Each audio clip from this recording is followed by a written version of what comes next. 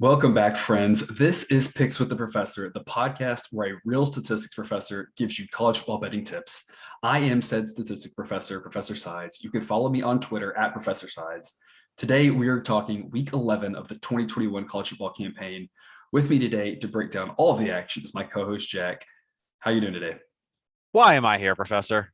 I failed. I just failed the midterm. I don't really have much of a chance of passing the class. Why am I should just be at some like diner somewhere, drowning my sorrows in hot chocolate. Hey, I would not tell that to my students, so I wouldn't tell that to you either, all right? Well, maybe you should. I don't think that would go over very well with the university that I'm employed with. In case you're new here, you will hear me reference the model throughout the show. So a reminder for everyone that my full power ratings are available in the Google Sheet that's provided in the show's description. The difference between the two teams' ratings, once you account for home field advantage, makes up what the model thinks the spread should be between them, which gives us a good idea of where there's value week to week. In the long run, this is a winning strategy, even though it wasn't last week. However, there are a couple caveats. First, the model is built to optimize for 130 teams, meaning that it will consistently miss on a few. Further, while it does account for recent play, it doesn't know about recent injuries. So what I'll attempt to do in the course of this episode is explain where I think the model will shine. Also note that good and bad variance will occur. So as much as I'd like to say the model will be profitable every week, this is clearly an impossible reality for any gambler. The aforementioned Google Sheet contains all of the college football picks that we'll make for the week. They'll also be posted on Twitter, reminder, at Professor Sides, and recorded on the free bet tracking app BetStamp. All of those sources will include the plays that we don't get a chance to discuss during the episode and ones that we add throughout the week as lines move. All of these links are in the episode's description. If you enjoy the show, please like, subscribe, rate, leave a review. We truly appreciate any and all of those things. And a reminder, if you're watching us on YouTube, that we're also available on your favorite audio podcast platform. In an effort to shorten things up here, we're going to move right into the picks. All the interesting discussion from last week has a spot in the relevant game for this week, so we'll jump right in. All lines courtesy of DraftKings. This segment is the weeknight games of the weeknights. The segment where if you're listening on Saturday morning, we will either look like geniuses or fools, and maybe a little bit of both. Yeah, I like what I did. Sorry, I didn't pay attention to the title in the production notes. That's amazing. Yeah. Thank you. I had fun with that one. I have fun with all these segment titles, by the way. If you listen or cannot tell. Tuesday night we got some match. We got some action Tuesday and Wednesday. We're going to start off Buffalo at Miami of Ohio. Miami of Ohio is a 7-point favorite. Jack, what sort of nugget do you have for us on this one? So there's a couple of things I just want to say in general. One, weeknight action has, if it's even possible, probably more uncertainty around it than your typical Saturday game, just for all of the craziness of trying to orchestrate going to a football game during a weekday. Secondly, we're at the point in the season where you can start to maybe investigate a little too closely into the transitive property. If team A beats team B and team B beats team C, then team A should beat team C. I don't know what the success rate of the transitive property is in college football, but it's not good. That's true. It usually leads you down a bad rabbit hole. Yes. So that being said, these two teams in the MAC, Buffalo and Miami, have some common opponents that they played fairly similarly. And in fact, one of them was Akron, and Miami, Ohio actually had a more difficult time putting Akron away than Buffalo did. I'm not sure either of these two teams are worth a darn, but given how crazy things could be and how these two teams appear to be relatively even against the teams they played, now might be a good time to take some points. I'm not going to, but I wouldn't be crazy for doing it. And you see, my model has liked Buffalo all season. And so I love your logic. Absolutely. I think your logic is spot on. But given the fact that my model has backed Buffalo 6 times to a 1-5 record, I'm going the other direction here. I am laying the 7 points with Miami of Ohio. The model thinks it should be Miami of Ohio minus 7.5.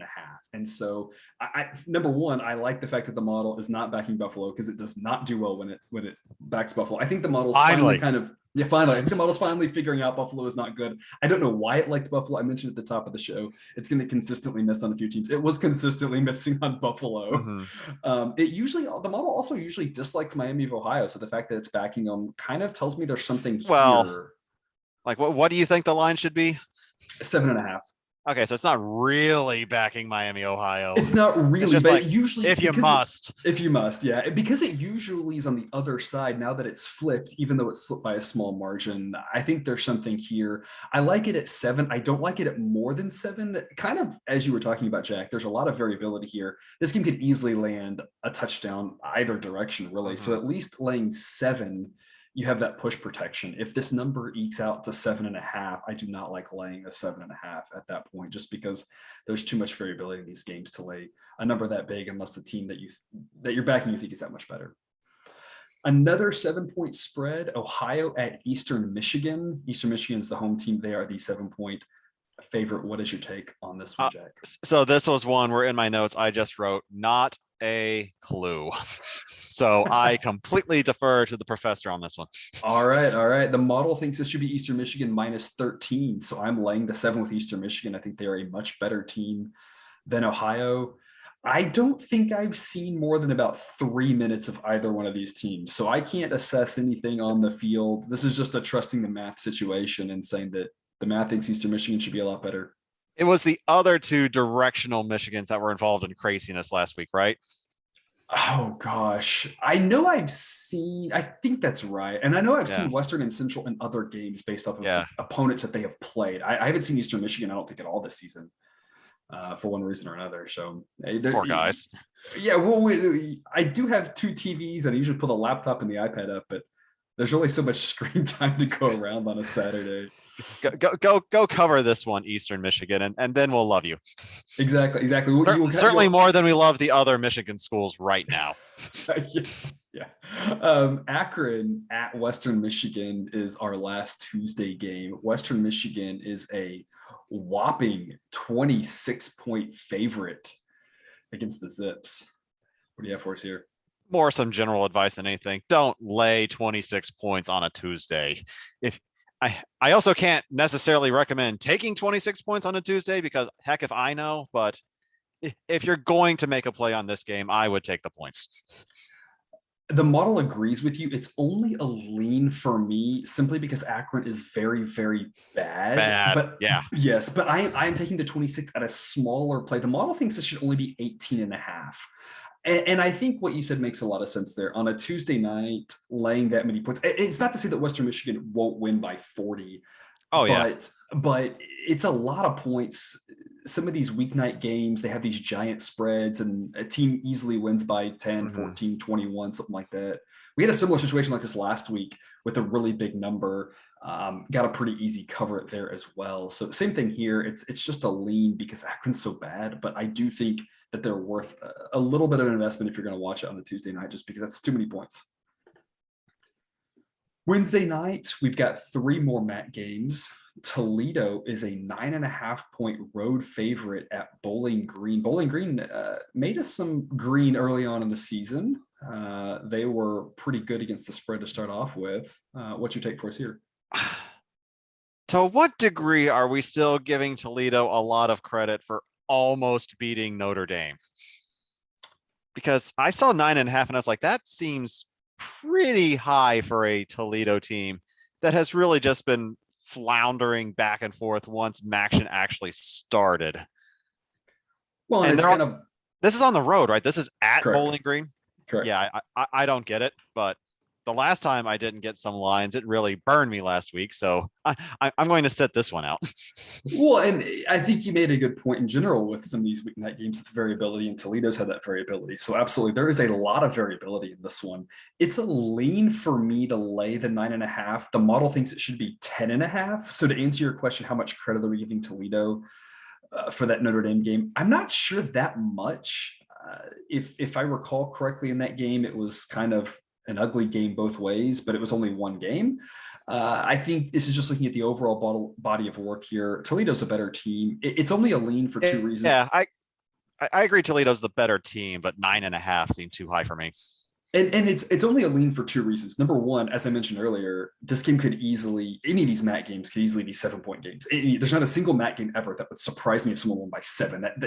And some of these totals are getting lower. So the MAC's getting some better defense.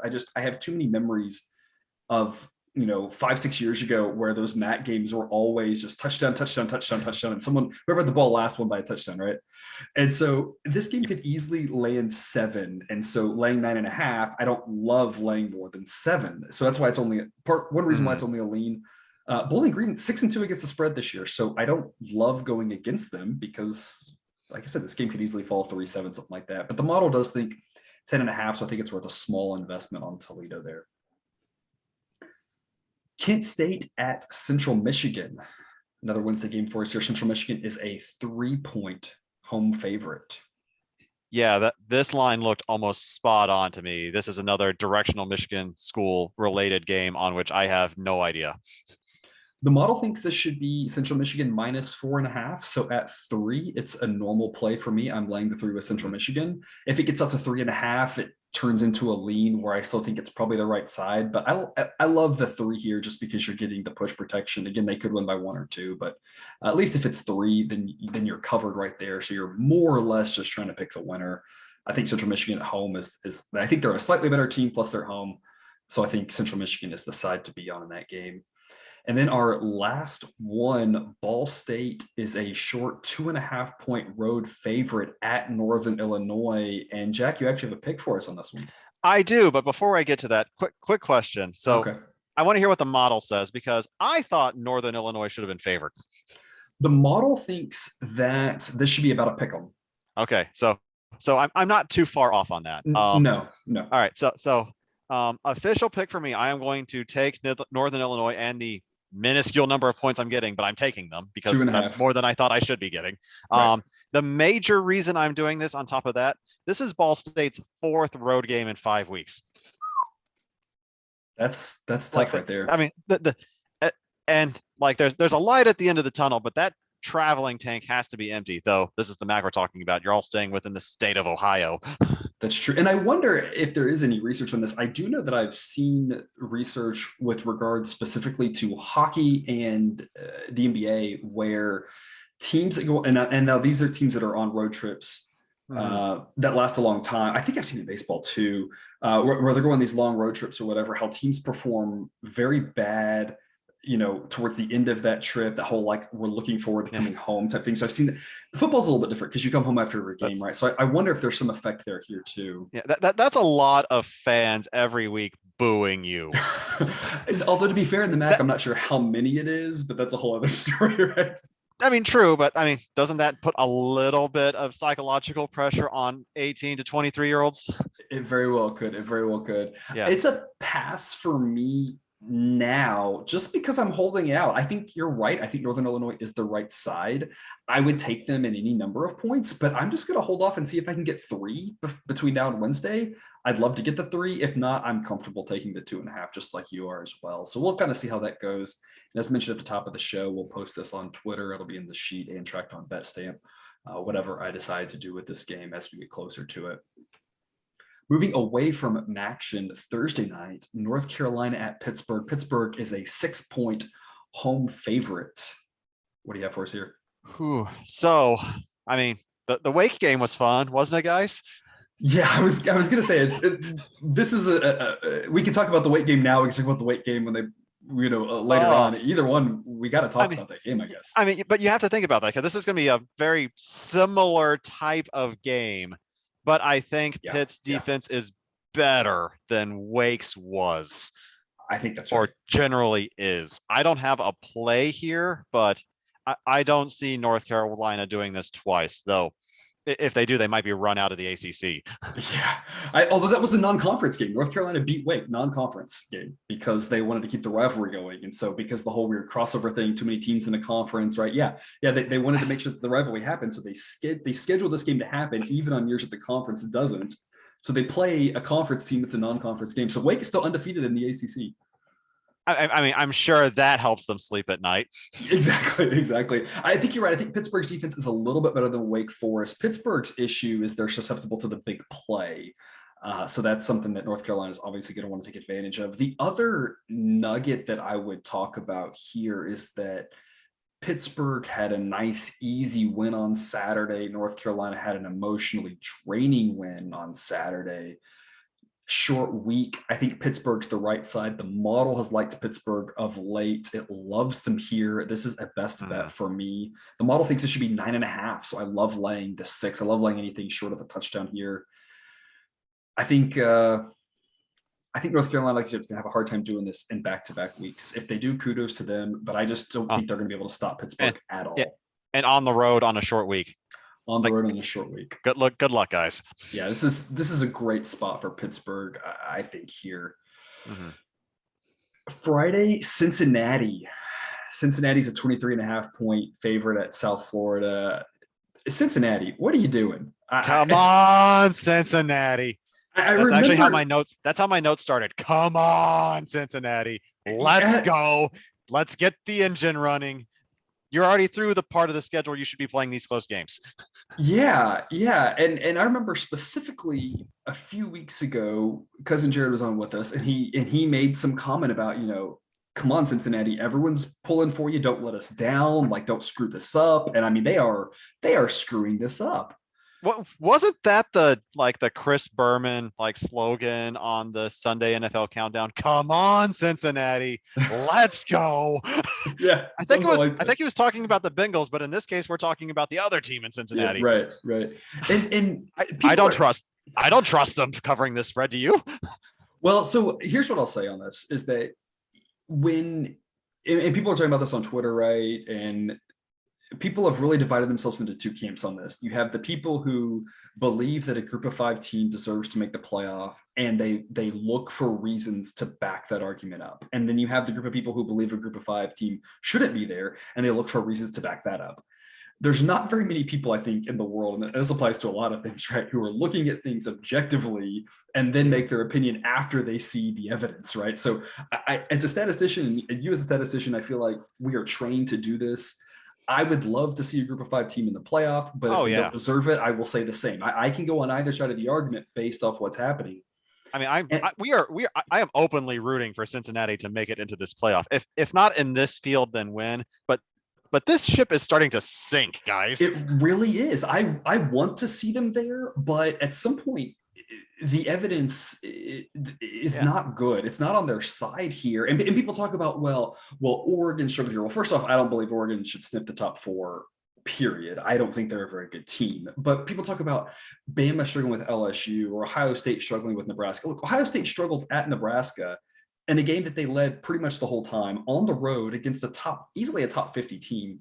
Cincinnati's 3 weeks in a row struggle with teams around rank 100. I mean, it's one thing to struggle on the road to a 35th or 40th best team in the country. It's another thing to struggle 3 weeks in a row against one of the worst teams in the country.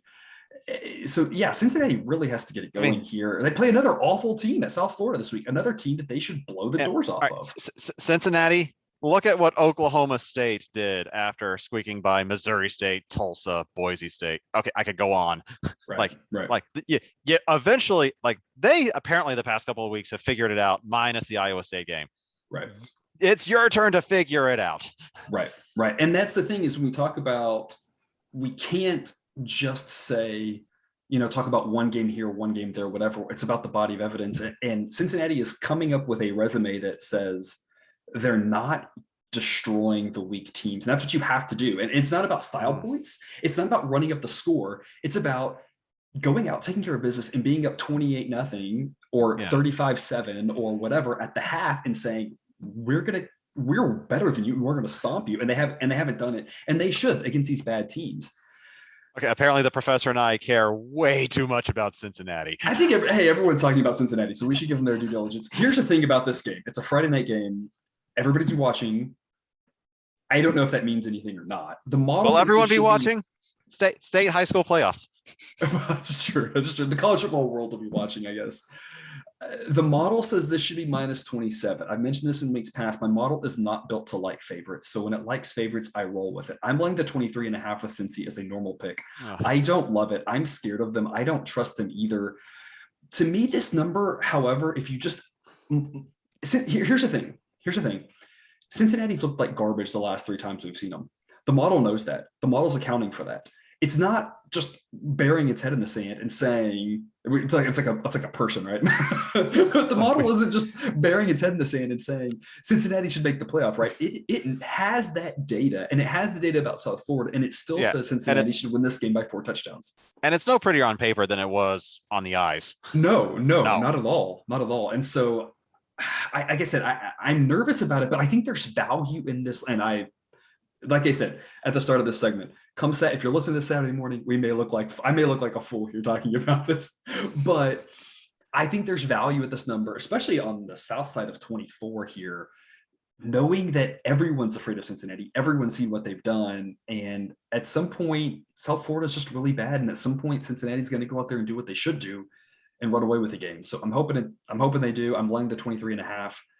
I'm trusting the math because the math usually doesn't love to lay big numbers. So we'll see how that plays out for me. And then our last Friday game, Wyoming at Boise State. Boise State is a 14-point favorite. I believe last week, Jared and I, 2 weeks ago, Jared and I picked Boise State, and that worked. And then cousin Jared, bless his heart, he got out ahead of himself, and he was like, "I figured out Boise." And of course, he says that. I'm like, this is going to go poorly. We both picked Fresno. Boise just ran away with that game. It wasn't even competitive. Boise looked so good.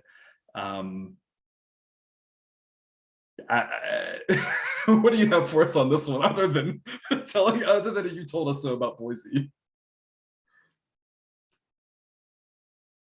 Okay, that's long enough. I was like, whoever listens to the audio does not see the look on your face right now. Next.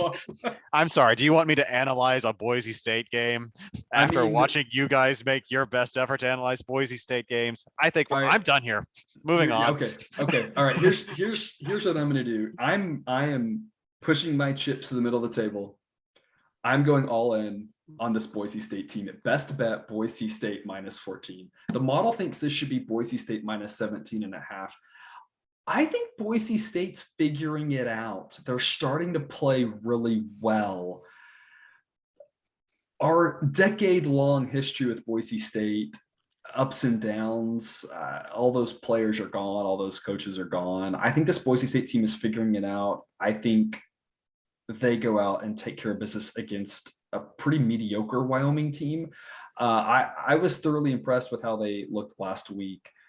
As we mentioned the week before, they covered even though they didn't look good. So to me, that says something right there. 2 weeks ago, they covered when they looked bad. Last week, they looked good and they just ran away. So they can cover when they don't look good. They can destroy teams when they do look good. That bodes well for a home game against a mediocre opponent. So I love it at 14. They might win by 14. This might push, but I love Boise State here -14. So best. I'm sorry, you completely lost me after the words, "I think Boise State."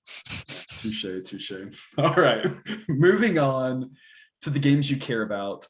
These are the games you don't want to miss. We'll start off with Michigan at Penn State. Penn State is a 1-point favorite as of the recording of this podcast. Jack, what do you have for us? Oh boy, on a game you don't want to miss. Yeah, let's continue to watch the Big Ten cannibalize themselves. I think Penn State's had a time, haven't they? They really have. Is this the throwing in Auburn in the middle of all this was just like kind of cruel because they already have a tough schedule in the Big Ten playing all these good teams. And then it's like, oh yeah. And you had to play Auburn as well. I mean, and it's never like, okay, they had a easier game against Maryland last week. They get Rutgers the week after this upcoming one. And then they finish with Michigan State. Right.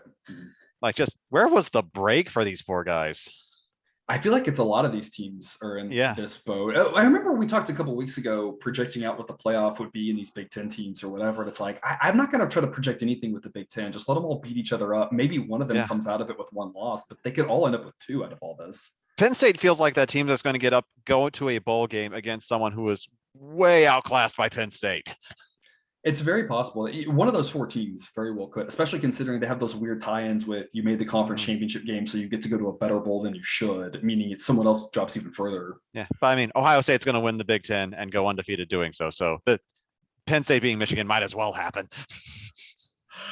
I I'm taking the 1 point with Michigan. It's basically a pick 'em here. I've got this as a best bet. The model thinks it should be Michigan -3. The model is 5-0 backing Michigan. It usually likes Penn State, and it's going the other direction this time. I have no reason to doubt it.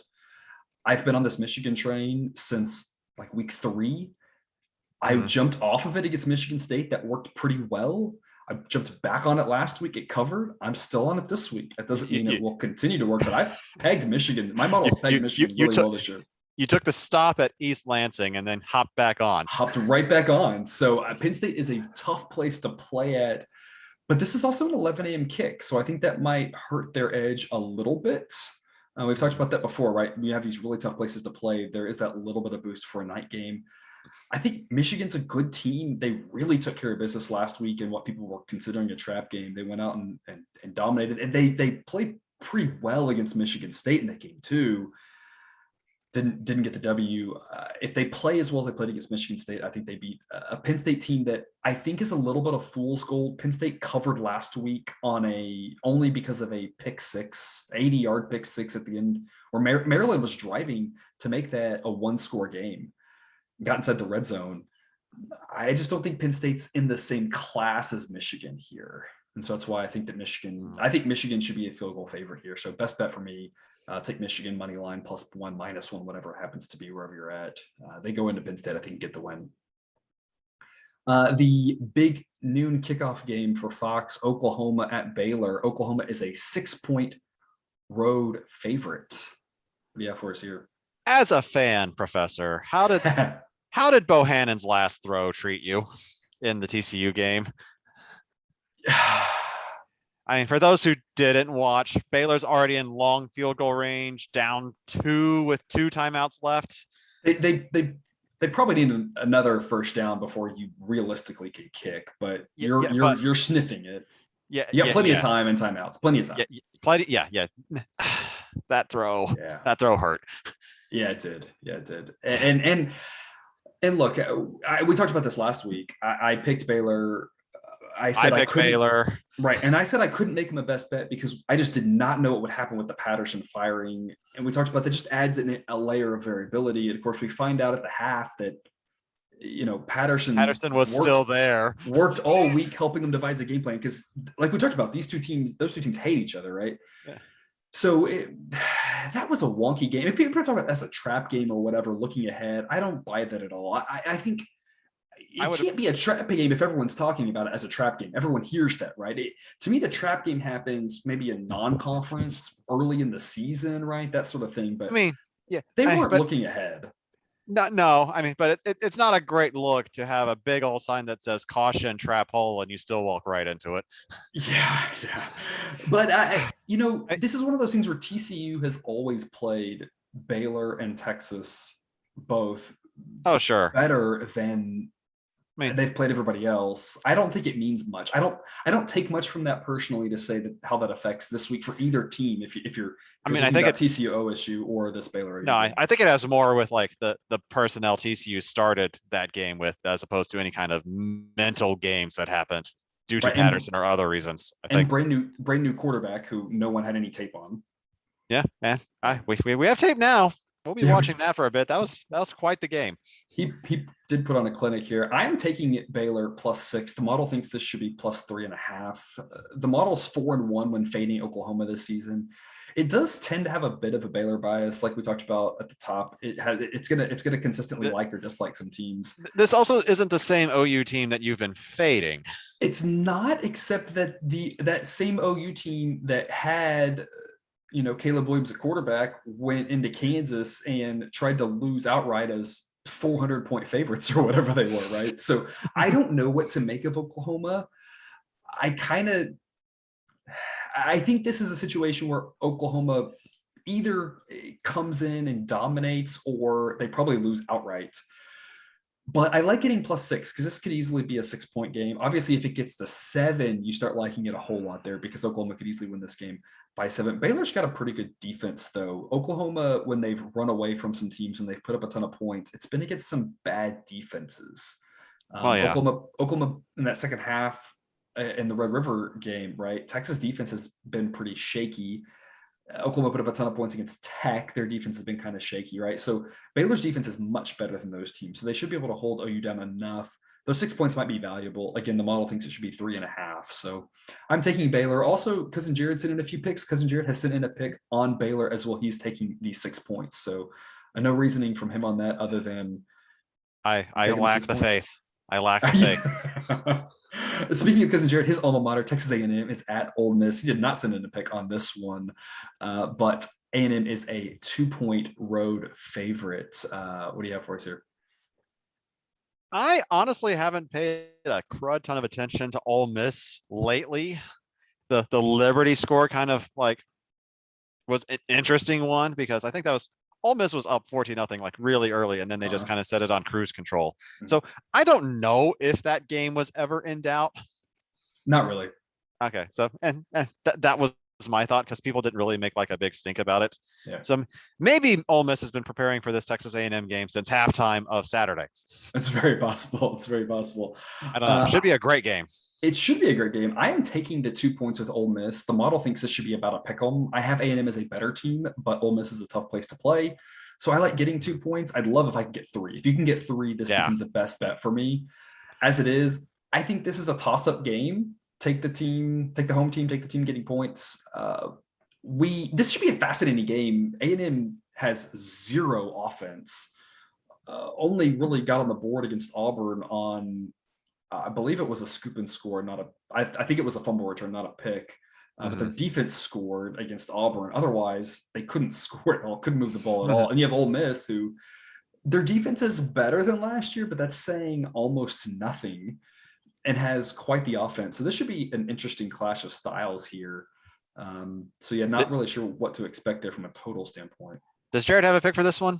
Jared does not have a pick for this one, at least at the moment. I would have loved to hear the 30 reasons A&M would lose this game. Yes, all 3 of us can sometimes be pessimistic fans, that's for sure.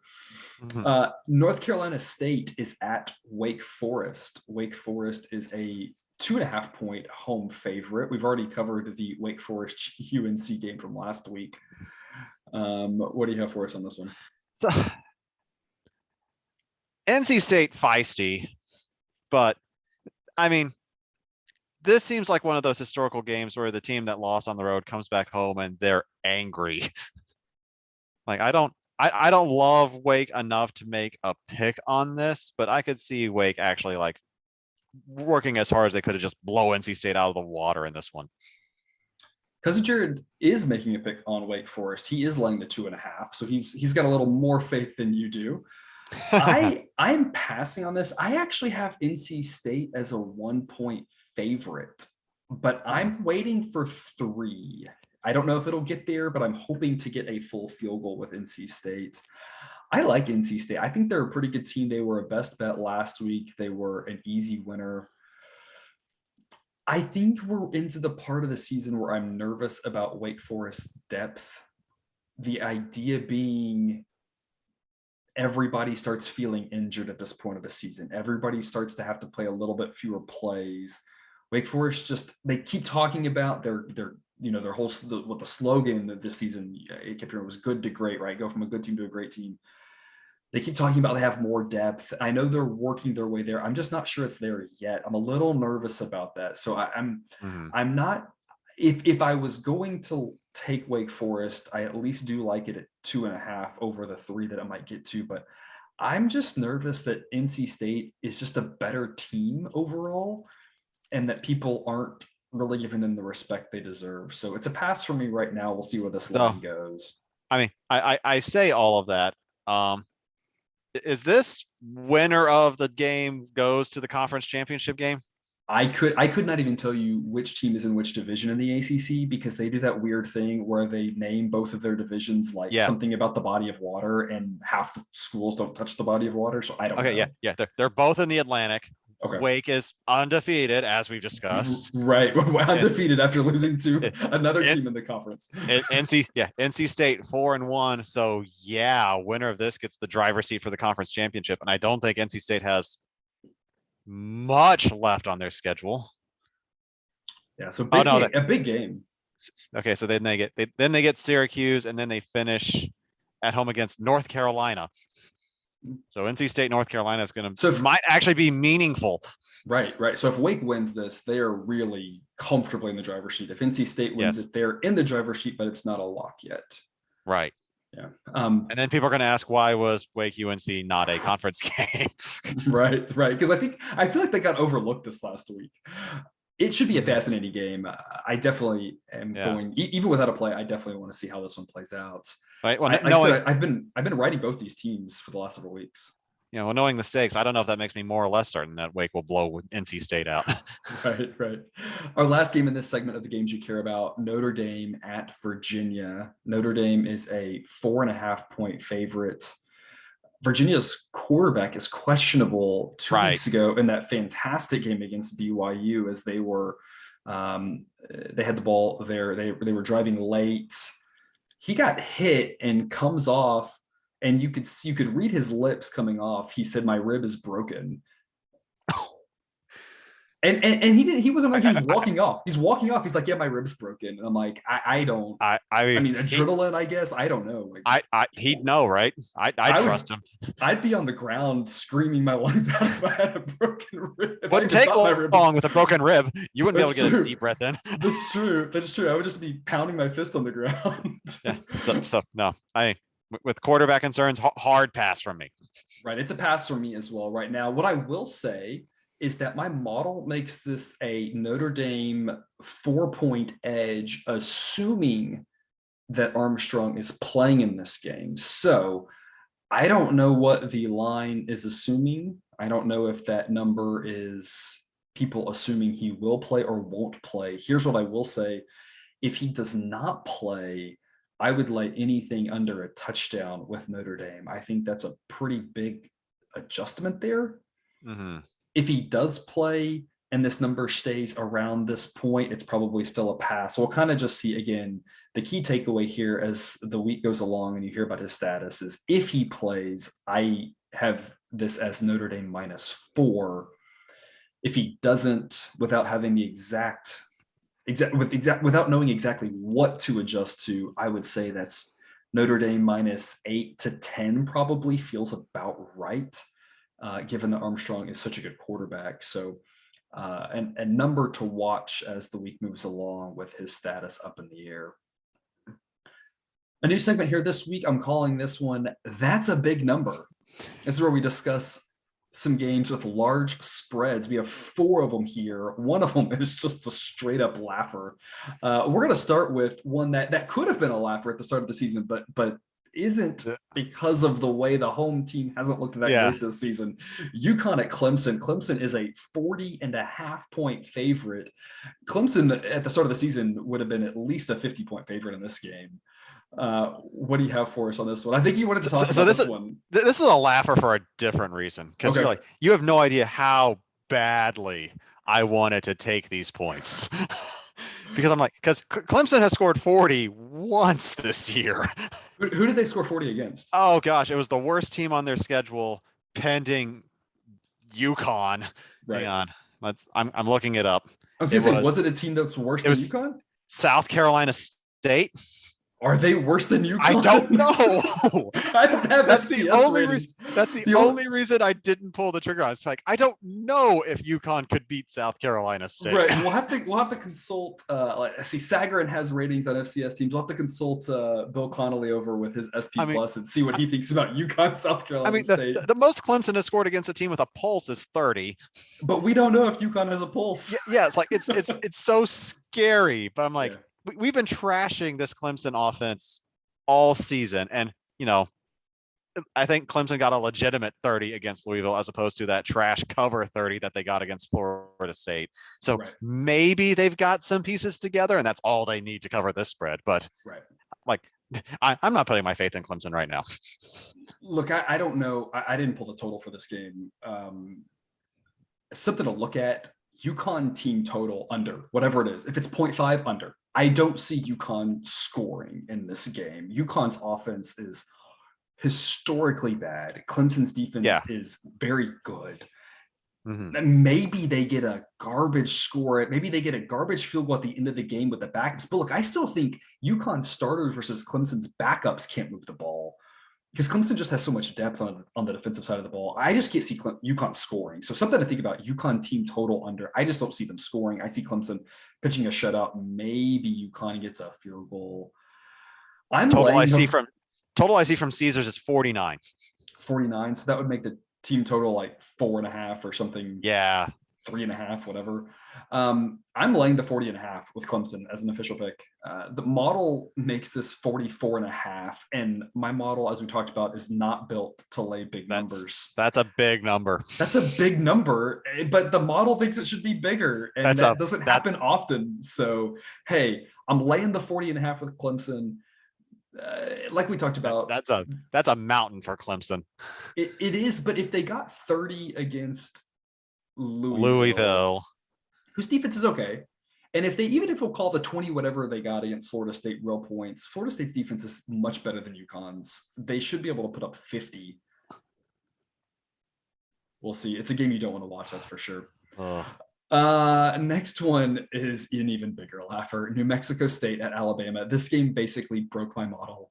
Alabama is as we knew it would. Alabama is a 51.5 point favorite against your hometown team, New Mexico State. We both took New Mexico State last week, and how'd that go? That looked great starting off. I was loving it. Yeah, I was laughing. I was like, I'm 27 points ahead. Yeah. No. And that did not end well. Oh, that's a huge number. That's an insane number. Okay. Let's be honest here. Bama is going to name their score. Yep. So this has less to do with what happens on the field and more to do with what did Nick Saban eat for breakfast that morning. And or more to do with how pissed is Saban that they could have lost to LSU, because LSU had the ball multiple times in the fourth quarter where a touchdown, an extra point wins the game for them. Yeah. Laying the points may make sense here, because there's a bit of depletion on the style point bucket for Bama right now. And, well, I'm not sure it's style points as much as I just think Saban is just going to be pissed all week. And I think the other thing you have to consider is when the backups come in, they're going to come in early. They're not going to get a chance to play all season. They're going to play as hard as they can. And the backups are still light years better than what New Mexico State has for the most part, other than maybe a player or two. The model makes this 53.5. I'm laying the 51.5. It is minus 120. That's a big number. Right now, it is a giant number. Look, I think that is the biggest number. It's the biggest number. We talked about this last week. I had a whole segment devoted to it. The model has said to fade Alabama all 8 games this season. It loves to fade Alabama. This is the first time all season it's saying to back Alabama. That says something to me. And as we talked about, I think there is the angle of if Bama had beaten LSU by 35 last week, I think this is a different story. But given their struggles last week, I think Saban's pissed off. I think they win this game. I think this is one of those 56-0 kind of games. Could easily be 52-0. That's why they have that juice on there at 51.5. Could be 52-0. Hear me out, Saban. Hawaii has scored 89 points against New Mexico State. Can you do better? 2 games, but can you do better? We don't need to tell Nick that. Can you do better? Can you do better? There you go. It's Hawaii, Nick. I will mention, since we talked about it, I have no plays on Ohio State and Georgia. As we talked about last week, the model usually wants to fade them. The model says fade them again. I don't really see any edge in either one of those, at least for the moment. So right now I'm passing on the Ohio State and Georgia games for similar reasons we talked about before. The model just loves to fade these top 3 outlier teams. 2 more big numbers. Kansas at Texas. Texas. As bad as they've been this year, is a 29.5 point home favorite against Kansas. Jack, what's your pick? Look, guys, I know playing Kansas cures a lot of ills. Happened with Oklahoma State. Happened with gosh knows how many other historical teams in the Big 12. You get Kansas on the schedule, all of a sudden things are going the way you want them to. Yep. But Texas, like when was the last time Texas played a fourth quarter? Louisiana week 1. Yeah, I mean, I guess. Okay, I trust that Texas can lead this game by 30, but then the back door has been just wide open for half of the season. So official play for me. I am taking all of these points against my better judgment. But All right. and solely because like even if Texas gets to the number, I think they are just as likely to give it right back up. I'm going the other direction. I'm laying the 29.5. The model thinks it should be 30.5. I think this game goes one of two ways. I think this game plays out very similar to the Alabama LSU game last week, where Jared and I took LSU plus 28.5. We all talked about it. We all said you'll know by the end of the first quarter. Sure enough, it was a one-score game, tie game at the end of the first quarter. It wasn't a blowout for sure. We were like, we've got this. And the same thing's going to happen here. I think this is a game where Kansas either hangs in, probably loses like they did against Oklahoma, probably loses by 10 or 13, but hangs in there the entire game. Or I think this plays out like the Kansas-Oklahoma State game and Texas comes out pissed off. Texas has had so many close losses. If they show up and take care of business, they beat them as bad as Oklahoma State did. They beat them 55-3. Yeah. I think it's one of two ways. I think you'll know early. I think Kansas just needs to not be down 28-0 going into the second quarter. Which that's very possible. Yeah, I mean, that could happen, and that's my fear. Yeah. But I think there's best I've ever felt about a backdoor. But to be fair, we talked about this last week about how many touchdowns Kansas would score the rest of the year. They scored more than I thought they would. They got one against Kansas State. But I'm just worried they've used all their bullets. I just don't think they have anything left. I think if this game is in Lawrence, I'm much more worried about it.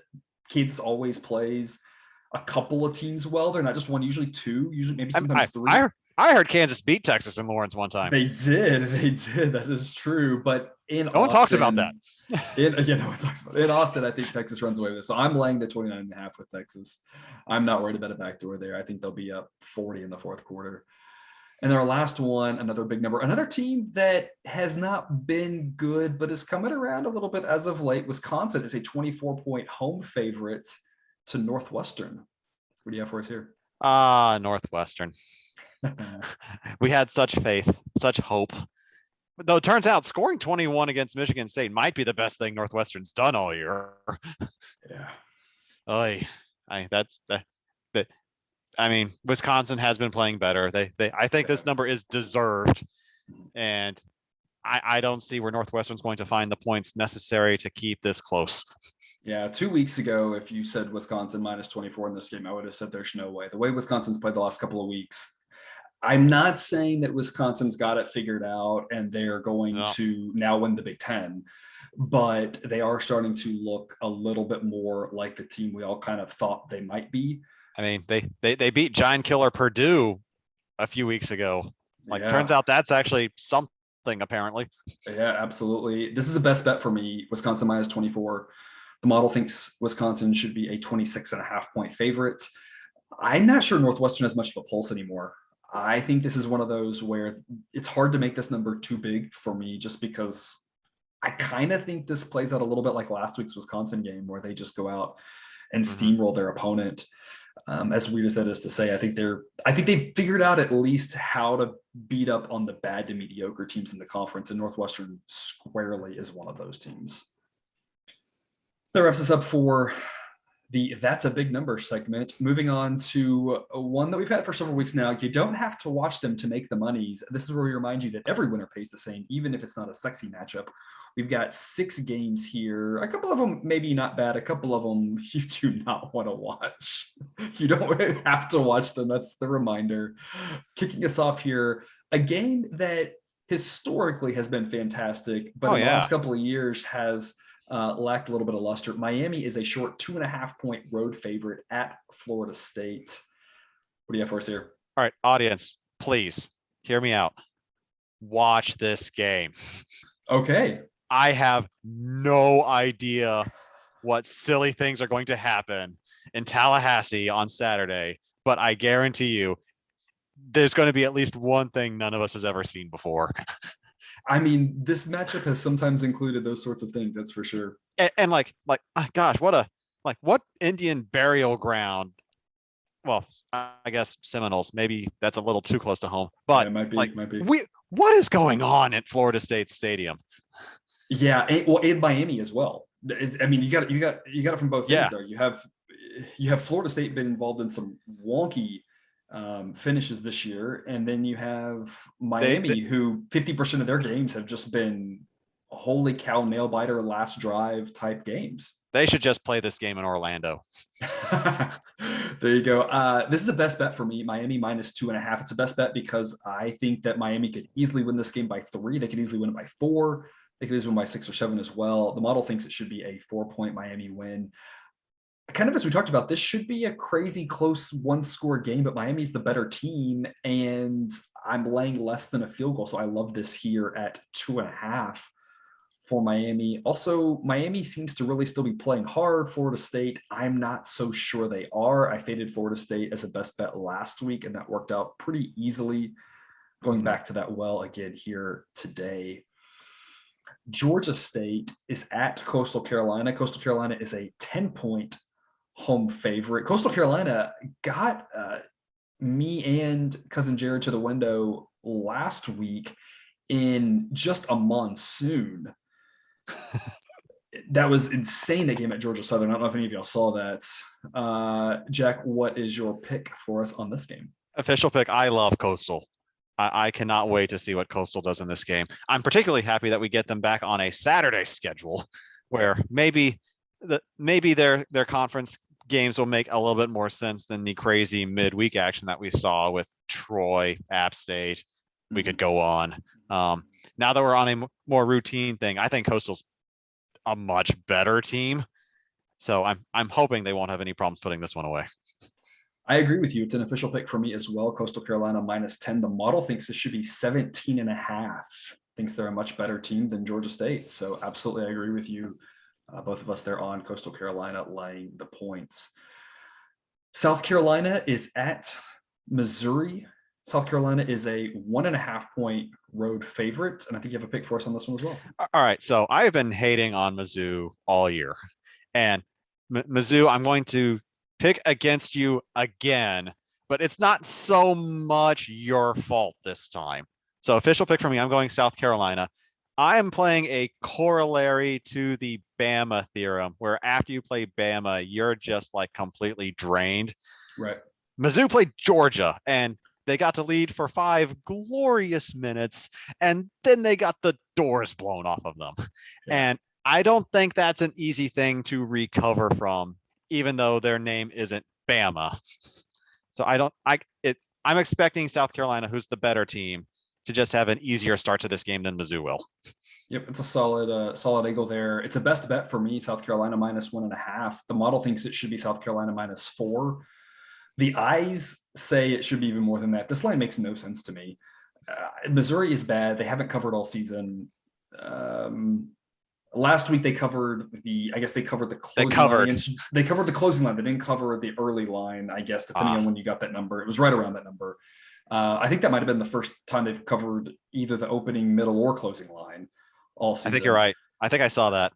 Yeah, South Carolina isn't great, but they're solid, and I think they're a much better team than Missouri. So yeah, best bet for me, South Carolina -1.5. I love it at up to -2.5. I still love it at 3 because they could easily win by 3, but they're a better team, even though it's on the road. South Carolina should have no problems here. Sticking in the SEC, Arkansas is at LSU. Arkansas, also a 1.5-point road favorite. Now, I guess I should, if I'm going to play the Georgia corollary to the Bama theorem, I should play the Bama theorem and take Arkansas, because LSU was in a very rough game against Bama, even though they had a chance of actually winning that game. But I'm not confident enough to do that here. I am doing just that. I am laying the 1.5 with Arkansas. Also another best bet for me. I think that there is going to be a little bit of a letdown from LSU. Maybe not so much the physical aspect, though that could absolutely play in. Like we talked about, LSU had the bye the previous week. They spent that whole bye week prepping for Alabama. All of their eggs were in that basket. Orgeron has nothing to lose. they go out, they give Bama a great game, and now they fall just short. How is that going to affect this week? I know this is still a rivalry game. I know there's a trophy on the line. I'm not saying that they're looking past Arkansas, but you have to wonder how that's going to affect them because they almost pulled off what they prepped 2 weeks for. I feel better about professional athletes that are older and more mature bouncing back from something like that. I just don't know about 19-year-old kids. How are they going to bounce back from that? I don't know. It's certainly going to cost them some focus. Yeah, so I think that's smart. And you don't have much focus to afford to lose when you're playing a team like Arkansas. Right. Arkansas is a pretty solid team. They got the win last week. I'm laying less than a field goal, so I love it here. Best bet for me, Arkansas -1.5. Rutgers is at Indiana. Definitely, ladies and gentlemen, a game you do not want to watch. Indiana is a 6.5-point home favorite. Indiana 0-7 against the spread this season, I believe. Behold, the best 2-7 team in the country. And I do not think it's close. I mean, yes, Indiana's 0-7 against the spread, but think about the teams they were playing at the time and how good we thought they were at the time they were playing Indiana. And then it turns out like everyone was really good. Yeah. Yeah. So I think there's some value here because we're finally in the part of the schedule where Indiana has games they could realistically win. Mm-hmm. And especially, and also at the start of the year, we thought Indiana was going to be like among those really good teams. They're not. Talked about this. We talked about this in one of the early podcasts, how Indiana would fare this year being the hunted versus the hunter after what they were able to accomplish last year. The answer, not well. Yeah. Quarterback issues, obviously, adding into that now on their third string quarterback kind of affects that. I mean, and official play for me, I'm going to take Indiana and lay the points here on the grounds that I think this team is a lot better than their schedule or their stats would potentially lead you to think. So I'm expecting the model to disagree with me here. It does disagree with you. I'm on the other side. I'm taking Rutgers plus 6.5. The model thinks it should be Indiana -3. That says the model does think Indiana is a better team than Rutgers by 0.5 point. I'll take it. I'm not sure how you expect a third string quarterback to cover anything more than 7. I think your only window here is playing Rutgers. I mean, it's true. Rutgers isn't very good. I think your only window here is Indiana wins by 7. I think this is a really two really bad teams.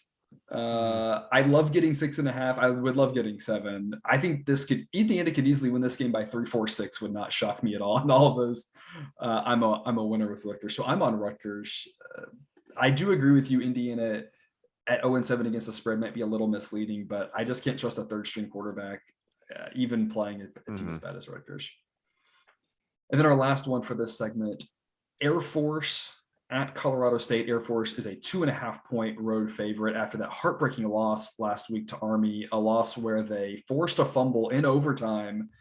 The ball rolls into the end zone. If they recover it, they basically have won and given us the cover. Instead, Army recovers that fumble in the end zone for the touchdown in overtime, and they go on to lose. Kind of a heartbreaker there for Air Force, trying to bounce back here at Colorado State. What do you have for us here, Jack? I mean, a microcosm of last week, right? Like just so many like really weird things that had happened across the entire gamut of the games.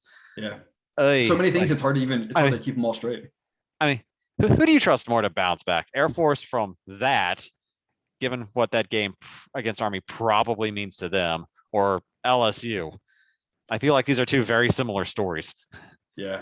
Yeah, I agree. I think the difference for me here is that I have Air Force as a much better team than Colorado State. So I think that helps them out there. I've got this as a best bet, Air Force -2.5, simply because it's under a field goal. I think this is another game that we talked about we'll know early on. I think Air Force, if they come out focused, jumps out to an early lead, I will feel great about this. If they fall down early, a little bit of hangover from last week. The hope here is that kids in the Air Force have a little bit more focus and can bounce back better than the rest of the kids in colleges across the U.S., right? I would hope so. That's the hope. Cousin Jared has also sent in this as a pick, an official pick for him, Air Force -2.5 I mean, as well. I also owe Air Force and Army an apology. I didn't think the ball would be thrown 4 times in that game. It was thrown 36 times. It was thrown a lot. We talked last week about Air Force struggling with the passing attack and Army not doing that, but both teams had no problem throwing the ball. It was kind of interesting. Of course, after that abysmal first half, I guess they figured they had to do something different. Army only got 108 yards on the ground. Right. I think I saw that was Army's lowest rushing total in a win. Like, yeah, but they threw ever, for 200 in the air. Like, yeah. Okay, they listen to the podcast. Hooray! Like, well, I don't think it was just us. I think everyone knows that that's the way to beat Air Force is through the air. Ironically enough, and Army was able to do that. Kind of. Again, the ball bounces slightly different in that overtime, and Air Force still gets the win there in Arlington. I've got some quick hitter picks. All these are regular picks. Duke at Virginia Tech. I am laying the 11 with Virginia Tech. The model thinks it should be 14.5. Duke has been an easy fade the last couple of weeks. I don't see any reason why this changes here. Virginia Tech looked abysmal last week. Playing Duke, I think, will cure that ailment. Maryland at Michigan State. Michigan State is a 13.5 point favorite. I'm laying the points of Michigan State. The model thinks it should be 15.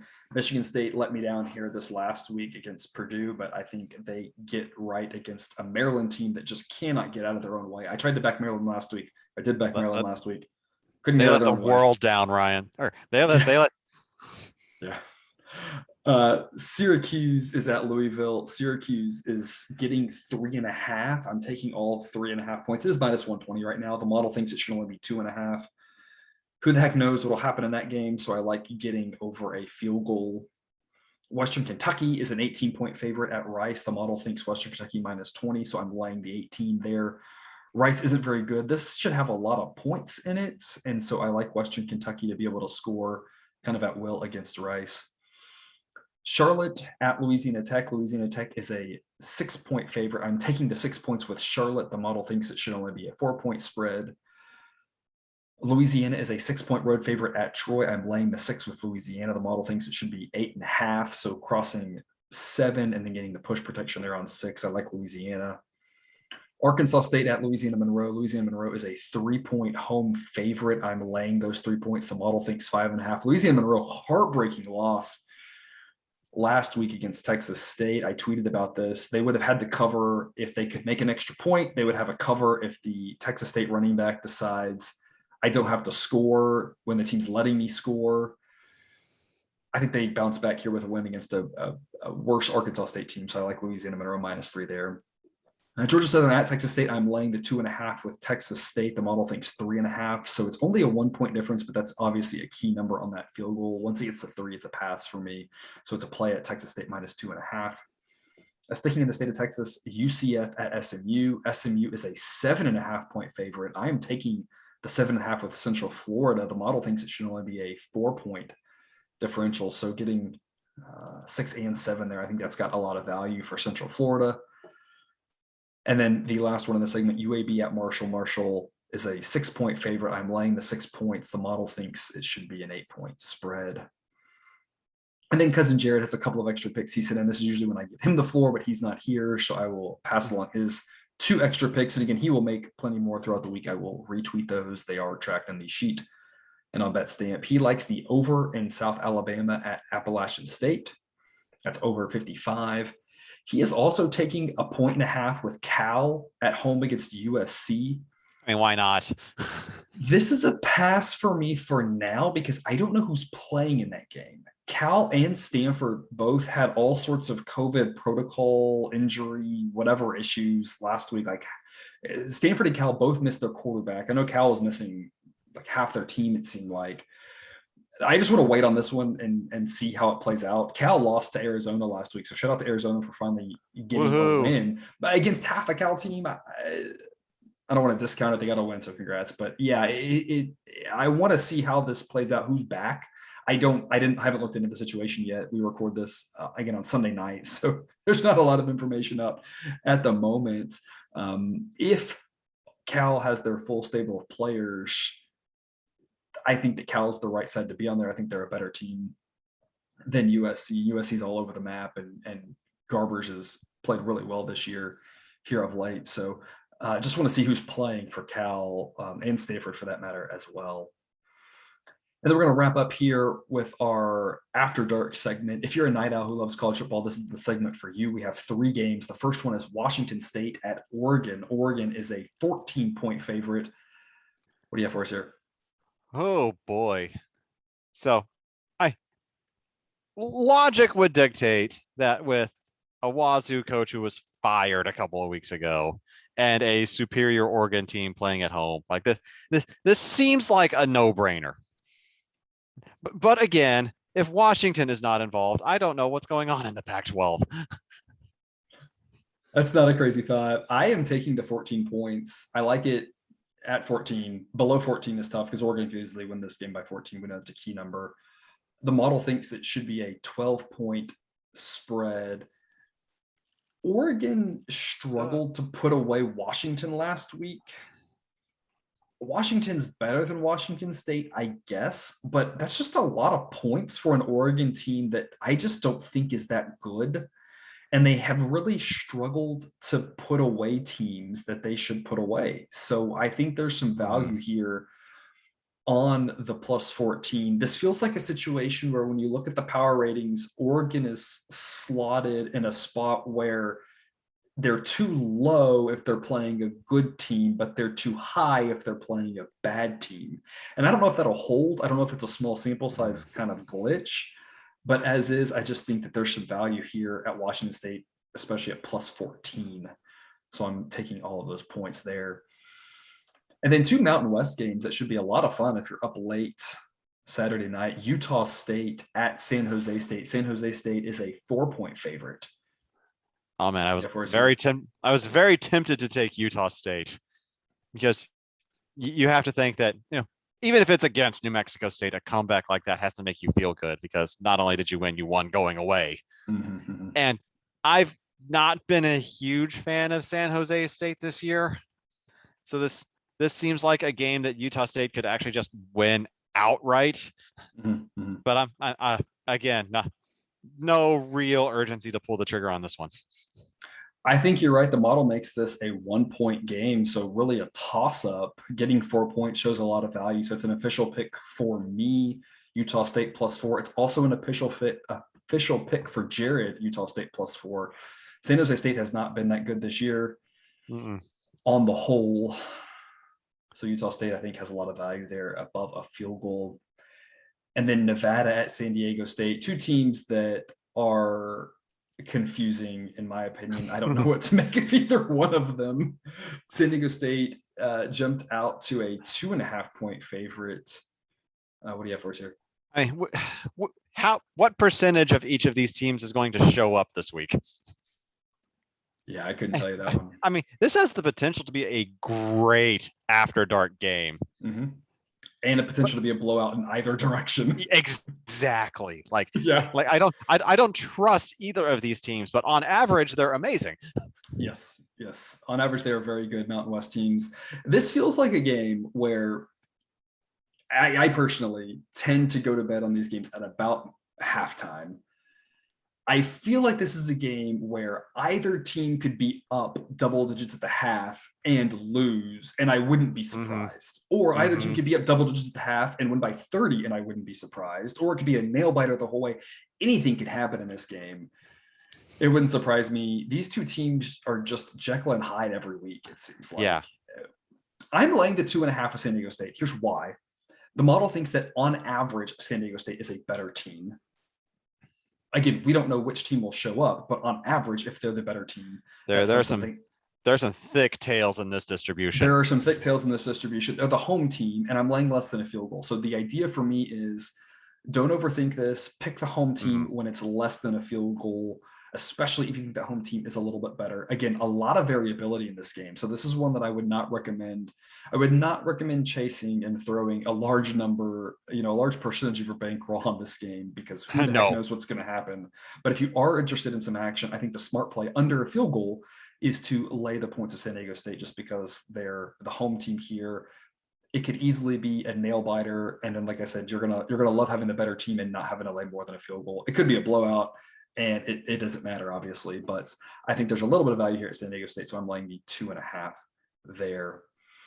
Which wraps us up for another episode of Picks with a Professor. We'd like to thank you for tuning in. Please subscribe or follow if you aren't already.